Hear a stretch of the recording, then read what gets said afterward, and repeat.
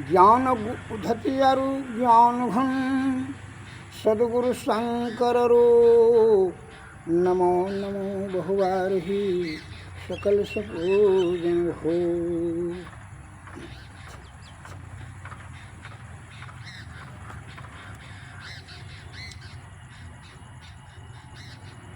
देशवासियों को मेरा हार्दिक नमन। रामायण में तुलसीदास जी ने एक दोहा में संकलित किया है कि नारी विवश नर सकल गोसाही, अनाचत नर मरकट की ताही।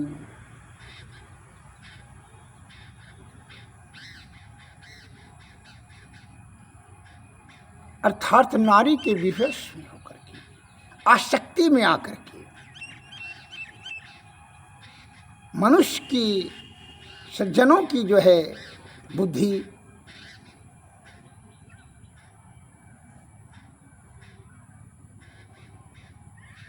अस्थिर हो जाता है।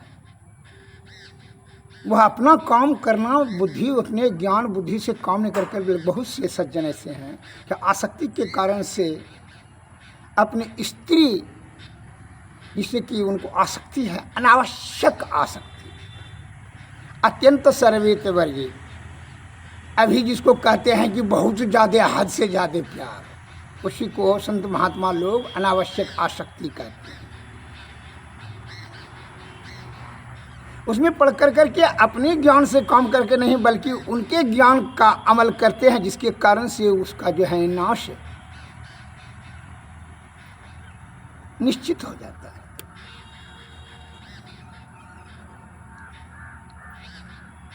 विद्वान का विचार है कि आत्मचिंतन करने से आत्मज्ञान की प्राप्ति होती है। उससे अगर यदि डिसीजन लिया जाए, वो आत्मज्ञान का अनुसरण किया जाए, तो सफलता सिद्धि मिलेगा। मैं इस पर एक लघु कथा अपने देशवासियों के लिए कहता हूँ, उसको श्रवण करें। एक बुद्धू नामक एक लकड़हारा था, लकड़ी काटने वाला, लकड़ी जंगल से काट के लाता था और वही शहर में जा कर के बेच करके अपना जीविकोपार्जन करता था।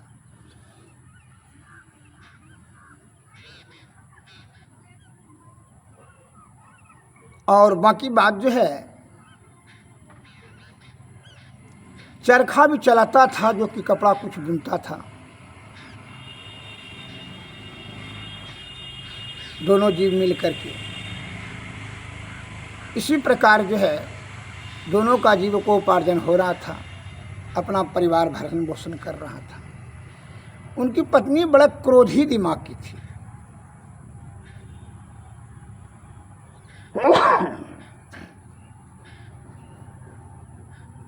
अतः उसका स्वभाव ही क्रोधी था, झगड़ालू प्रवृत्ति की वह थी, जिसके कारण से हमेशा वह क्रोधातुर रहती थी।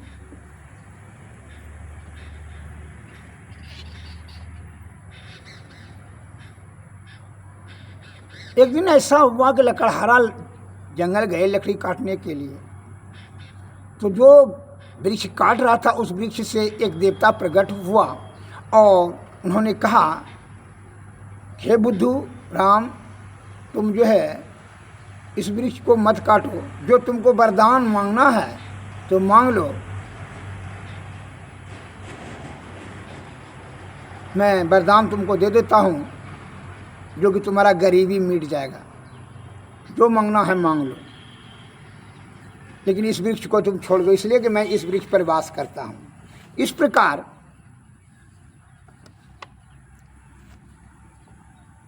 वह बन के देवता ने कहा। तो बुद्धूराम ने क्या कहा कि ठीक है भगवान, हम अपने पत्नी से पूछ करके आते हैं,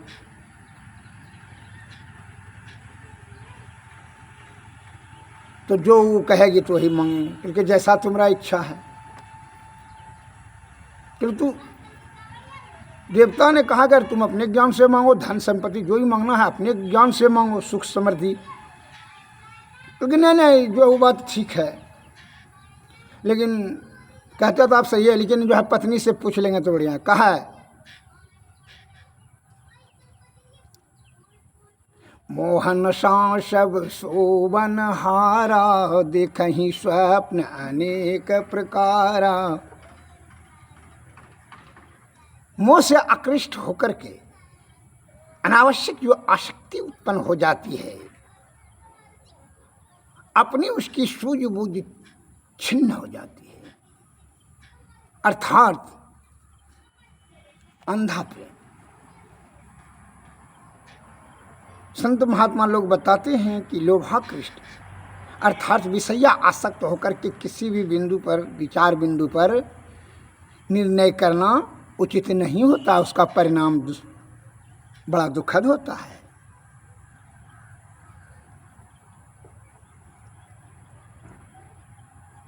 तो वो आसक्ति के कारण से कहता है कि ठीक है भगवान, हम जो पत्नी से पूछ करके आते हैं तब वरदान हम आपसे मांग लेंगे, क्योंकि जैसा तुम्हारा इच्छा है, हम इसी जगह रहते हैं, तुम आओ।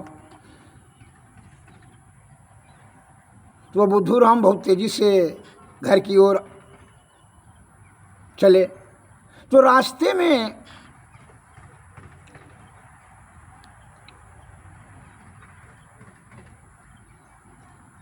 एक मित्र मिल गया उसको, गाँव में का मित्र था। कह रहे बुद्धूराम लकड़ियाँ आज नहीं लेकर आए, वो खाली आ गए, क्या बात है? क्योंकि उन्होंने कहा कि देवता देखिए ना, एक तो वृक्ष का वन का देवता वो प्रकट होकर के कहता है कि जो वरदान मांगना है मांग लो। क्योंकि तुम वो गरीब आदमी हो, अन्न पूरा से 1000-2000 गेहूँ चावल मकई चना मांग लो, खाते रहना 2-4-5 साल बैठ कर करके। कपड़ा लत्ता भी मांग लो, घर मकान मांग लो। तो आप तो ठीक है कहते हैं, लेकिन हम अपना पत्नी से पूछ लेते हैं, क्योंकि जैसा इच्छा। वो फिर वहाँ घर की ओर चला, उनका बात को अवहेलना करके। फिर जो है संजोग से एक बुजुर्ग, उसके गांव का ही बुजुर्ग से भेंट हो गए रास्ते में। क्योंकि प्रणाम बाबा, प्रणाम प्रणाम। क्योंकि किधर चल रहे हो, जो बड़ी तेज़ी से जा रहे हो? क्योंकि बाबा देखिए ना, वन का जो है भगवान जो है प्रकट होकर के हमको आशीर्वाद मांगने के लिए कहते हैं, वरदान मांगने के लिए कहते हैं। तो क्या मांगे? वही तो पत्नी से पूछने के लिए जाते हैं। क्योंकि इसमें पत्नी से पूछना क्या है, तुम तो गरीब भैया है, ये काम करो ना, सोना चांदी हीरा मोती मांग लो, पूरा अमीर हो जाएगा।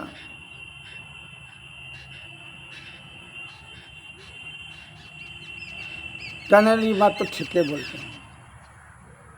फिर और बस ठीक है, ये बात का भी अवहेलना करके वो पत्नी को पूछने के लिए घर की ओर फिर तेजी से जाने लगा।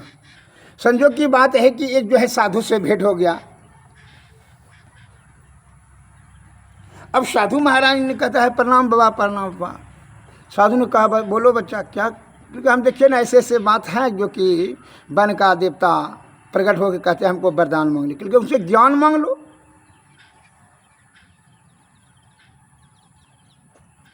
जिससे कि सभी दुखों का, कष्टों का निवारण हो जाएगा। अगर यदि तुम्हारे पास ज्ञान हो जाएगा, सभी कष्टों का निवारण हो जाएगा, फिर और कुछ मांगने की क्या जरूरत है? क्या वो बात तो ठीक है बोलते हैं बाबा। अच्छा ठीक है, पत्नी से पूछ लेते हैं, क्योंकि जैसा तुम्हारा इच्छा। एवं प्रकार से वह सभी का बात को अवहेलना करते हुए पत्नी के निकट आ गया बुद्धूराम, और पत्नी से पूछा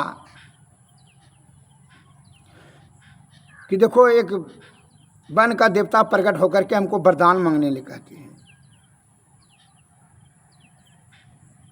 तुम वो तो क्रोधी दिमाग की थी, तू देखा कि लकड़ी तो लेकर के आया नहीं, खाली लेकर खाली आया है, ये झूड़ मूड़ का बात बनाने के लिए। वो तो उसको खाली देखते ही उनका तो और पराक्रम हो गया, क्रोधातुर हो गई। और जहाँ क्रोध होगा तो समझ रहे हैं कि वहाँ बुद्धि का ठहराव कैसे होगा। वो क्या कहती है कि आपको कुछ नहीं होता, यही सब बात आप बोलते हैं पाखंड निकल कर। नहीं नहीं नहीं, पर सही बोलते हैं कि वन का देवता प्रकट हो कहते हैं जो मांगना है वरदान मांग लो, हम देने के लिए तैयार हैं। लेकिन दोस्त ने भी भेटा था तो बोला कि जो है ना कपड़ा लता मर मकान मांग लो, क्योंकि वो क्या बोलेगा, कपड़ा तो 2 महीना 3 महीना में फट जाएगा, मकान तो टूट जाएगा, वो क्या बोलेगा। क्योंकि फिर दूसरा मित्र मिला था, वो तो होशियार आदमी था, गांव का होशियार आदमी, उसने भी बोला कि सोना चांदी मांग लो, क्योंकि वो क्या बोलेगा, सोना चांदी मांग लीजिएगा तो चोर डकैत आकर करके जो चोरी कर लेगा, डकैती कर लेगा, बस आपको मारिए देगा, दोनों को मार करके सोना चांदी छीन लेकर चला जाएगा। और उसने जो कहा कि अन्न मांग लो, चना चावल गेहूँ इत्यादि, उसमें तो सुंडे लग जाएगा, चूहे मूसा लग जाएगा, घर में हड़मड़ चूहे मूसा करेगा, सांप जेठा आ जाएगा, चूहाएगा तो सांप आ जाएगा, उसका क्या बात मानेगा, इसका क्या बात मानेगा। क्योंकि वो महात्मा जी एक ठो भेटे थे साधु जी, उन्होंने कहा कि जो है ज्ञान मांग लो, क्योंकि ज्ञान वो ज्ञान उसके पास ज्ञान है तो कौन जी कर रहा है, छुच्छे ज्ञान लेकर क्या कीजिएगा, क्योंकि तो मांगना क्या है। उन्होंने कहा तो मांगना क्या है, मांगिएगा क्या, आप मांग लीजिए जो है 2 ठो हाथ है, 1 ठो माथा है, तो 1 धोती रोजे बनाते हैं, चरखा में बुन करके बनाते हैं। एक काम कीजिए कि और 1 ठो माथा मांग लीजिए और 2 ठो और हाथ मांग लीजिए, 4 हाथ हो जाएगा, 2 माथा हो जाएगा, तो 2 धोती बनाइएगा रोजे, और क्या मांगिएगा। और 1 धोती का जो है बेच कर करके खाना खर्ची चलाएंगे, और 1 धोती का पैसा बचा बचा कर रखते जाएंगे, तो धीरे धीरे अमीर हो जाएंगे। तो सब तुम ही ठीक कहती हो, सही बात है, ठीक है ठीक है, तो यही मांग लेते हैं। हाँ हाँ जाओ जाओ मांग लो, यही। इस प्रकार मन में निश्चय कर करके अपने पत्नी के कथनानुसार वो जंगल आया, और जो है वह वन के देवता से यही मांग लिया कि 1 ठो माथा और दे दीजिए और 2 ठो हाथ और दे दीजिए।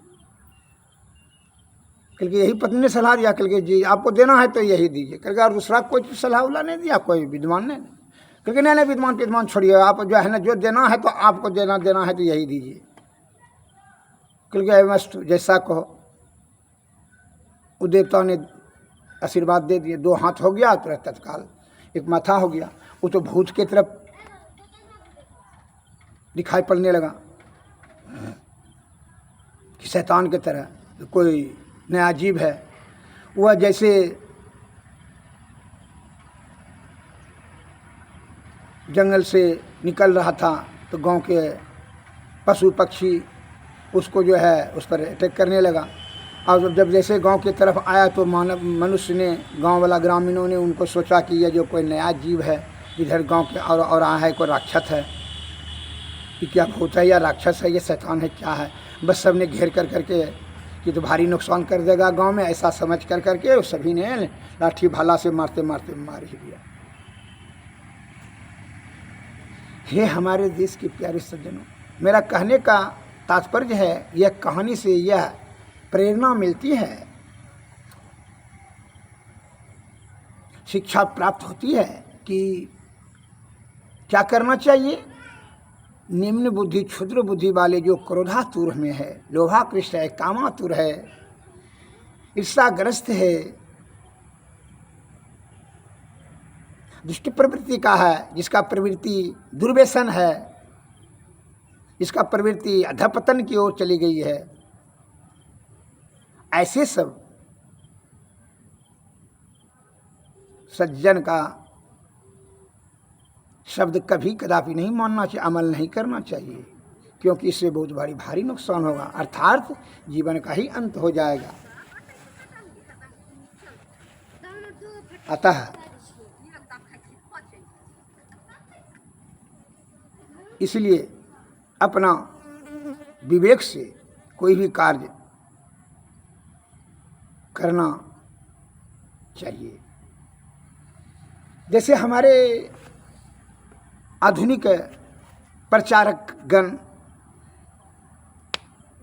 क्या कहते हैं, अभी के जो दलाल और पाखंडी करते हैं, क्या कहते हैं, आपको सलाह देते हैं कि आयुर्वेद में शक्ति नहीं है, जड़ी बूटी काम करता है। तब विदेशी दवाई खाइए, एलोपैथिक खाइए, जो बड़ी बड़ी कंपनियां ने दवाई बना रही है उसका खाइए तो जल्दी काम करेगा। किस तरह से जैसे लगता है कि यह स्तन बनाने वाला मालिक, वो बड़ी बड़ी कंपनियां, पूंजीपति, विद्वान, सरकार, विज्ञान ही ने ये शरीर बनाया। आप भी तो अपना से सोच सकते हैं कि जिस चीज़ की आवश्यकता प्रकृति ने वो असीम कृपा करके पहले हमको ही दे चुकी है। अपने स्वार्थ को सन्निहित करने के लिए उन्होंने गलत मशवरा दे रहे हैं कि आयुर्वेद का त्याग करो और एलोपैथिक का सेवन करो। कोई किस्म के लालच में आप भी फंस जाते हैं। जैसे हमारे बुजुर्ग लोग कहते थे कि मोटे तत्तन जो करे निदिन हर्रे खा और बासी पानी जो पिए ताघर बैद न जाए। बासी पानी पीने के लिए बताते, मोटे तत्तन करने के लिए बताते, लेकिन अभी तो आप बेड टी पीते हैं, बासी मुंह में ही चाय पीते हैं, जीभा का स्वाद बढ़ाते हैं। हर्रा ने खा करके गुटखा खाते हैं, मुटका खाते हैं, सुटका खाते हैं और अपने आप को होशियार की गिनती में रखते हैं। कहते हैं हम होशियार हो गए, बड़ी हम एक्सपर्ट बुद्धि वाला हैं। छल कपट परपंच से धन संचय करने में जो सारी शक्ति, बल, बुद्धि, आयु लगा देते हैं और बोलते हैं अपने बल तेज हो गए, जिसके कारण से आपका यह अनमोल रूपी जीवनी शक्ति है, आयु आपके हाथ से जल्दी छूट जाता है। नाना प्रकार का असाध्य और जटिल रोग में फंस जाते हैं। अतः हे हमारे देश के प्यारे बंधु, जो आपके बुद्धिजीवियों ने, प्राचीन महापुरुषों ने, ज्ञानियों, ध्यानियों, मुनि, महात्माओं ने, आदि विद्वान वैदिक गणों ने निष्कपट, निश्चल, परमार्थ के भाव को निस्वार्थ भाव से जो ज्ञान संकलित किया, साथ में उसी का अमल कीजिए, यही श्रेष्ठ रहेगा। दीर्घावस्था और आरोग्यता को दृढ़ करने के लिए, आरोग्यवान, निरोगवान, सुखी, संपन्न, समृद्धिवान बनने के लिए आपको यही उत्तम रहेगा, यही सर्वोत्तम रहेगा, सर्वश्रेष्ठ रहेगा।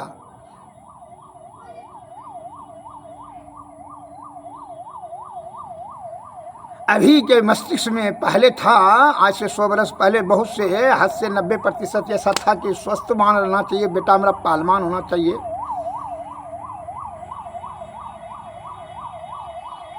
लेकिन अभी क्या करता है कि अभी जो क्या होता है कि धनवान होना चाहिए। आपके दिमाग में बैठा रहा है कि धनवान बनो, इसके लिए तो धनवान बनने के लिए तो बेईमान बनो। छल कपट परपंच धोखाधड़ी ये तो करना होगा, तभी बेईमानी। बिना बेईमानी से धन कैसे होगा? और जो भी कोई सज्जन कहता है कि कमा कर धनवान हुआ तो एकदम सफेद जो, ऐसा भूल न करें।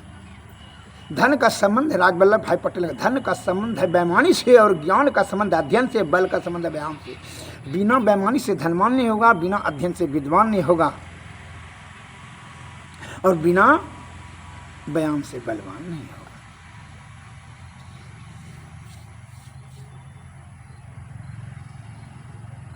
पाखंडियों और षड्यंत्रकारी चापलूसबाजों से सतर्क सावधान रहिए, क्योंकि यह तन बनाने वाला परमपिता परमेश्वर है। इसमें किसी प्रकार का जो है आप दूषित चीज न डालें। मुख का स्वाद को प्रमुखता न दें। शरीर में जिस चीज की आवश्यकता है वही चीज को डालें।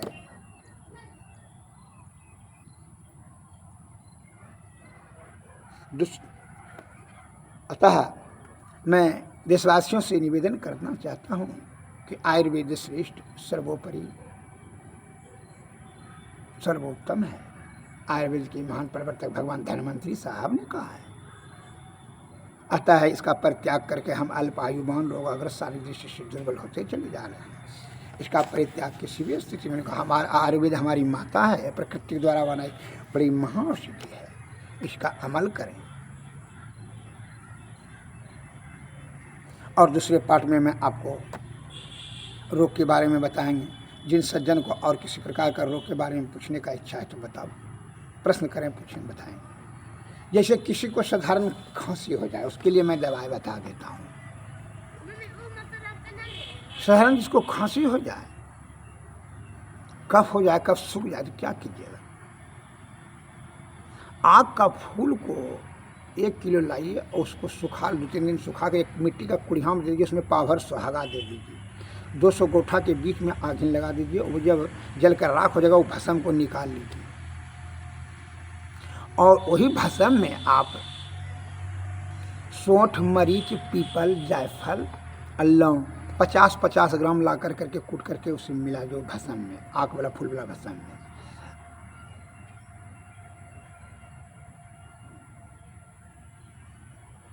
मिला करके क्या करेंगे? गरम जल के साथ 1 चम्मच सुबह, 1 चम्मच शाम खाइए। गेहूं का रोटी, लहार का दाल, परवल का सब्जी, गरम पानी का सेवन करें। खांसी, ठांसी, कफ तप तुरंत बाहर हो जाएगा। कफ बनने की प्रक्रिया भी छिन्न भिन्न हो जाएगी। आप कफ रोग से यथाशीघ्र ही मुक्त हो जाएंगे। इसमें जरा भी संदेह नहीं है। मैं निरंतर 40 वर्षों से आपका सेवा कर रहा हूँ, आयुर्वेद भस्म प्रकरण तथा जड़ी बूटी प्रकरण से। निस्वार्थ भाव से संत मत में होने के नाते परमार्थ के